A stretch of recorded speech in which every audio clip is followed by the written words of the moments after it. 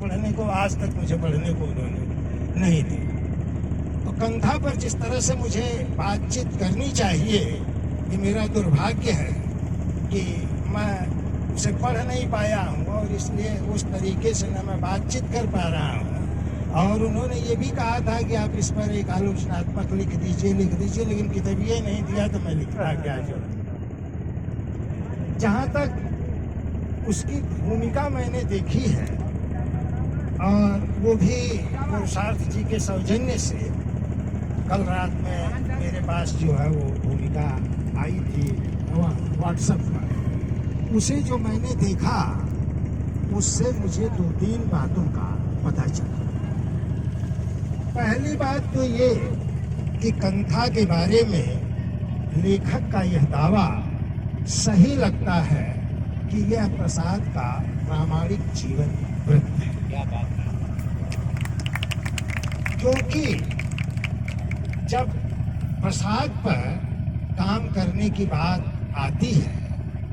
या मैंने तो उन पर जो काम किया है वो प्रसाद को मैंने शैवागम की दृष्टि से, प्रतिभिज्ञा दर्शन की दृष्टि से और तंत्रालोक के आलोक में जो है मैंने प्रसाद को परखने की कोशिश की है या परखा है। लेकिन श्याम बिहारी श्यामल जी ने ऐसे अनुद्घाटित तत्वों को उद्घाटित किया है जिसकी जानकारी ही बहुतों को नहीं है, और बहुत ऐसी विवादास्पद बातों को उन्होंने प्रामाणिक रूप से रखने की कोशिश की है। जैसे मैथिली गुप्त और जयशंकर प्रसाद के बीच के मतभेदों की बात, जयशंकर प्रसाद पर लगाए जाने वाले आक्षेपों की बात लेखक ने बड़ी ही मजबूती के साथ और बड़ी ही बहादुरी के साथ जो है प्रसाद के जीवन पर लगाए जाने वाले हर आक्षेपों को खारिज किया है और उसको प्रामाणिक रूप से प्रस्तुत किया। दूसरी बात यह है कि इसको लिखने में लेखक ने कई वर्षों का समय और श्रम जो है वो लगाया है, और ये जो श्रम इन्होंने लगाया है, इन्होंने खंडों में लगाया है, और ऐसी दूसरा कोई व्यक्ति होता तो भाग खड़ा होता। एक बार आप बनारस में हो, दूसरी बार आप चले जा रहे हो नोएडा में, तीसरी बार चले जा रहे हो मऊ में, चौथी बार कहीं और जो है चले जा रहे हो। और उन स्थितियों में अखबारी लेखन जो होता है वो दुधारी तलवार पर चलने वाला हो। अखबार के आदमी को किसी चीज का गंभीर ज्ञान लेने की जरूरत नहीं होती, उसे हर विषय का, हर चीज का थोड़ा थोड़ा ज्ञान होना चाहिए, अपेक्षित होना चाहिए, क्योंकि उसको सब में जो है काम करना होता है।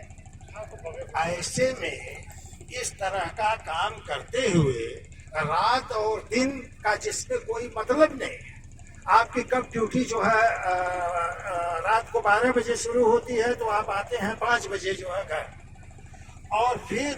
कब आप सोते हैं, कब आप खाना खाते हैं, कब आप बीवी बच्चों से बतियाते हैं, और कब आप जो है प्रसाद जैसे व्यक्ति के विषय पर गंभीरता के साथ कोई। अच्छा, एक बात और, जब आप व्यक्तित्व का निरूपण करते हैं तो ये भूल जाइए कि व्यक्तित्व का निरूपण करने में केवल आप जीवनी लिखते हैं। आप ये भूल जाइए कि जब आप व्यक्तित्व का निरूपण करते हैं तो केवल संस्मरणों को प्रस्तुत करते हैं, या आप ये भूल जाइए कि आप केवल उसके जीवन की गतिविधियों को प्रस्तुत करते हैं। इन सब के पीछे जो है उस व्यक्तित्व का जो गंभीर चिंतन होता है, जो मनन होता है, वह अपनी दिनचर्या में, अपने जीवन के माध्यम से, अपने व्यक्तित्व के माध्यम से उसकी देन क्या है, उसका प्रदाय क्या है, जब तक उसका गंभीरता से वो विश्लेषण नहीं कर लेता है तब तक किसी बड़े ग्रंथ की या महान ग्रंथ की रचना जो नहीं हो सकती। श्याम बिहारी श्यामल ने इस तरह का काम करने में अपना वर्षों का श्रम लगाया है, ऊर्जा लगाई है, और इतने नहीं, इसके लिए जो एक कहानी आती है कि जब मेघनाद का वध हुआ और उसके पास, उसकी पत्नी के पास जो है उसका वो पहुंचा हाथ कटा हुआ, उसने कहा ऐसा हो ही नहीं सकता, कि इसका वध हो। इसका वध तो वही कर सकता है जो नींद नारी भोजन पर यह रही। तो मुझे ये कहने में कोई संकोच नहीं है कि कथा लिखने में श्याम बिहारी सामल ने नींद नारी भोजन पर यह रही, इसका इन्होंने जो है इस्तेमाल किया है, जीवन में प्रयोग किया है, तब जाकर के कथा। और बहुत साफ बात, बड़ी लंबी हो जाएगी, मैं बोलने लगूंगा तो समय की बात है, लेकिन मैं एक बात बहुत साफ तौर पर कहना चाहता हूं कि किसी बड़े साहित्य की रचना,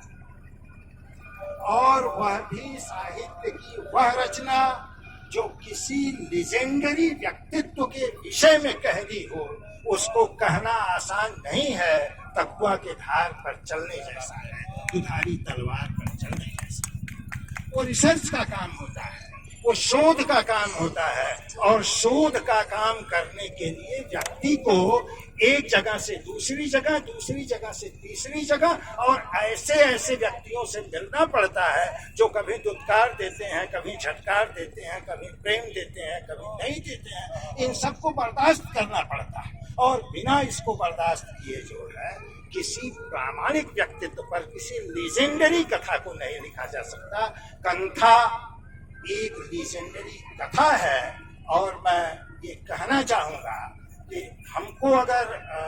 आप बताएं कहाँ से हम किताब पढ़ेंगे, और जहाँ तक मुझसे बनेगा, संभव होगा, तो उस लीजेंडरी कोलाज को जो है, क्योंकि उपन्यास आजकल कोलाज है, निश्चय ही वो कोलाज होगा, और दृश्यबिंब जिसको कहते हैं वो है, तो निश्चय ही उसमें दृश्यबिंब होंगे। मैं उन्हें उकेरने की, देखने की कोशिश करूंगा, और